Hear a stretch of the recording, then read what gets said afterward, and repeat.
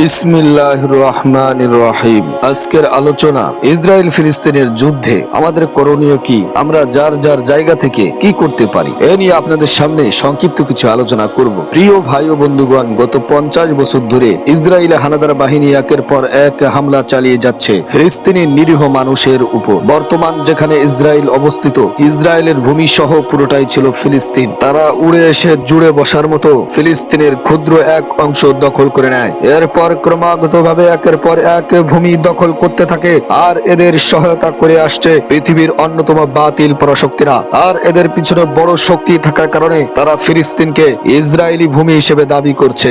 আজ বিশ্বের মধ্যে সমস্ত বাতিল পরাশক্তি একাকার, কিন্তু মুসলমানদের মধ্যে ঐক্যবদ্ধতা একেবারেই নেই। শুধুমাত্র রাষ্ট্র হিসেবে নয়, বরং ব্যক্তিগত পর্যায় থেকে নিয়ে একেবারে সুচ্চোরা পর্যন্ত মুসলমানদের মধ্যে ঐক্যবদ্ধতা নেই বললেই চলে।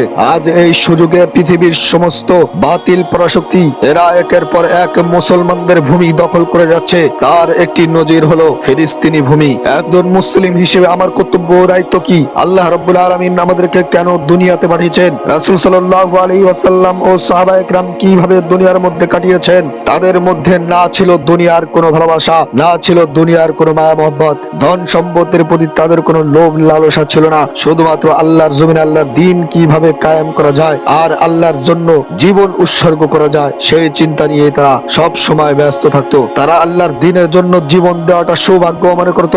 আল্লাহর জন্য জীবন দেওয়াটা তারা সফল কাম মনে করত।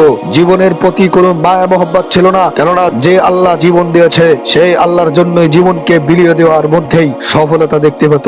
আজ আমাদের অবস্থা কি? আমাদের অবস্থা দুনিয়ার প্রতি ভালোবাসা এবং দুনিয়ার রং তামাশা নিয়ে আমরা সব সময় মত্ত থাকি। আল্লাহর জমিনে আল্লাহ দ্বীন কায়েমের জন্য কোনো চিন্তা ফিকির আমাদের মধ্যে নেই, যার কারণে ইহুদি নাসারা কাফের বেঈমানেরা সমস্ত শক্তি একাকার করে আমাদের প্রতি হিংস্র বাঘের মতো ধেয়ে আসছে। রাসূল সাল্লাল্লাহু আলাইহি ওয়াসাল্লাম বলেছিলেন, অচিরেই তোমাদেরকে সমস্ত কাফের বাতিল পরাশক্তি এমন ভাবে ঘিরে ধরবে যেমন নাকি খাবারের প্লেটের চার কোণে খানা খাওয়ার জন্য ভিড় করে। ঠিক আজকে আমাদের অবস্থা তাই হয়েছে। পৃথিবীর সমস্ত বাতিল শক্তি আমাদেরকে ঘিরে ধরেছে এবং আমাদেরকে খাবারের প্লেট বানিয়ে ফেলেছে।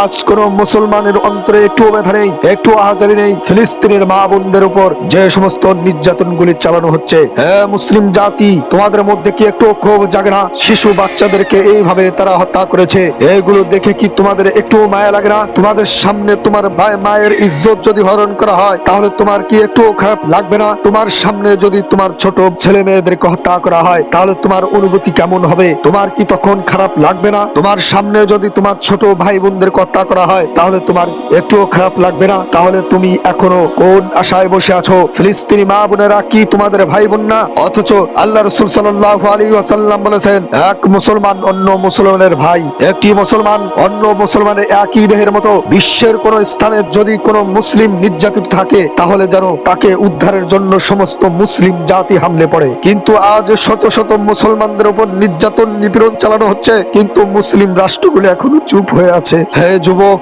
আর কত মায়ের বুক খালি হলে তোমাদের মধ্যে জিহাদি প্রেরণা জাগবে? আর কত মা বোন হত্যা হলে আল্লাহর জমিনে আল্লাহর দ্বীন কায়েমের সেই প্রতিভা তোমার মধ্যে জাগবে? আর কত বাড়ি ঘর তছনছ হলে তোমার মধ্যে জিহাদি প্রেরণা আসবে? তুমি ঘুম থেকে জাগ্রত হবে। আর কত রক্ত ঝরা দেখলে তোমার মধ্যে জিহাদি প্রেরণা জাগবে? তুমি ফিলিস্তিনের দিকে তাকিয়ে দেখো, তোমার জন্য আর্তনাদের চিঠি সব সময় লিখে যাচ্ছে তোমার মা বোনরা। হে মুসলিম যুবক, কবে তুমি মুহাম্মদ বিন কাসিমের মতো তাদের ইজ্জত রক্ষা করার জন্য আল্লাহর বাহিনী সেজে সেখানে তুমি অর্পিত হবে? তাকিয়ে দেখো মুসলিম শিশুদের মুখের দিকে, তাদের মুখ ভরা আশা নিয়ে তারা আল্লাহর দরবার তোমার জন্য প্রার্থনা করছে। হে আল্লাহ, এমন একজন যুবকের ব্যবস্থা করে দাও সে যেন মুহাম্মদ বিন কাসিমের মতো আমাদের ইজ্জত রক্ষা করতে কাফেরদের উপরে হামলে পড়ে। কিয়ামতের ময়দানে যদি এই সমস্ত শিশু এবং মা বোনরা আমাদের ব্যাপারে আল্লাহর দরবারে বিচার দেয় তাহলে আমাদের জবাব দেওয়ার কোনো সুযোগ থাকবে না। যদি বলে যে আমরা তাদেরকে ডেকেছি কিন্তু আমাদের সাহায্য করার জন্য কোনো একটি মুসলিম যুবক এগিয়ে আসে নাই, তাহলে তুমি আল্লাহর দরবারে কি জবাব দিবে? যে সমস্ত শিশুদের উপর নির্যাতন করা হচ্ছে, শুধুমাত্র বিশ্বের সমস্ত রাষ্ট্রগুলো তাকিয়ে তাকিয়ে দেখছে, চোখের সামনে থেকে তাদের বাড়ি ঘর উড়িয়ে দিচ্ছে, কিন্তু কোনো মুসলিম কথা বলার মতো সাহস পাচ্ছে না। আজ শত শত মুসলমানদের উপর নির্যাতন নিপীড়ন চালানো হচ্ছে, কিন্তু মুসলিম রাষ্ট্রগুলো এখনো চুপ হয়ে আছে। তাদের পক্ষ থেকে কোন রকম কোন জোরদার কোন আশ্বাস পাওয়া যাচ্ছে না। আজ আমাদের মুসলমানদের অবস্থা কেমন হয়ে গেছে, মুসলমানকে হত্যা করে ফেলছে, আমাদের কোনো অনুভূতি নেই। আমরা মনে করছি আমরা আমাদের জায়গা থেকে কিভাবে তাদের সাহায্য সহযোগিতা করব। ভারতবর্ষে যদি এক মুসলিম বোনের আর্তনাদের চিঠি পেয়ে যদি মোহাম্মদ বিন কাসিম সুদূর সেই আরব থেকে ভারত উপমহাদেশে অভিযান চালিয়ে তাদেরকে উদ্ধার করতে পারে, তাদের ইজ্জত রক্ষা করতে পারে, তাহলে আমি আর আপনি তো মুসলমান, আমরা কেন পারবো না? হিম্মত রাখতে হবে, হিম্মতচ্যুত হওয়া যাবে না, আল্লাহর প্রতি ভরসা রাখতে হবে। বর্তমান পৃথিবীর অবস্থা অনুযায়ী আমরা যতটুকু করতে পারি ততটুকু করার চেষ্টা করব।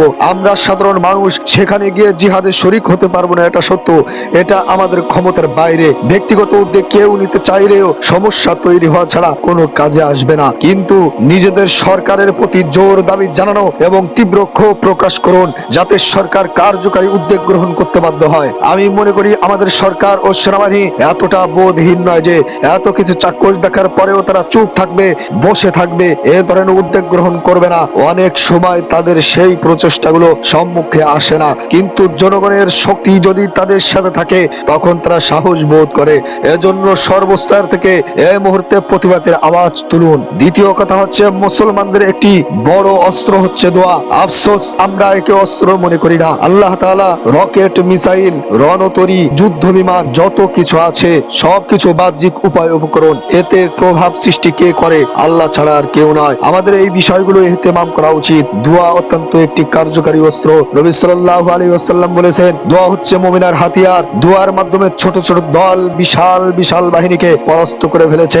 ইতিহাসের অসংখ্য দৃষ্টান্ত রয়েছে, কিন্তু এই সফলতা মূলত আল্লাহমুখী হওয়ার কারণেই অর্জিত হয়েছে। সুতরাং নিজেদের গুনাহ থেকে তাওবা করুন এবং দোয়া করুন। আজ আমাদের গুনাহের কর্মফল আজ আমাদের ভুগতে হচ্ছে, আল্লাহ তাআলা যেন তা দূর করে দেন। এজন্য দোয়া করা, তাওবা করা, ইস্তেগফার করা, আল্লাহমুখী হওয়া, এগুলো আমাদের কাজ হওয়া চাই এবং সকাল সন্ধ্যা ওজিফা হওয়া চাই। আল্লাহ রাব্বুল আলামিন নিজ রহমত, ফজল ও করমে আমাদের সেই তৌফিক দান করুন। আমিন।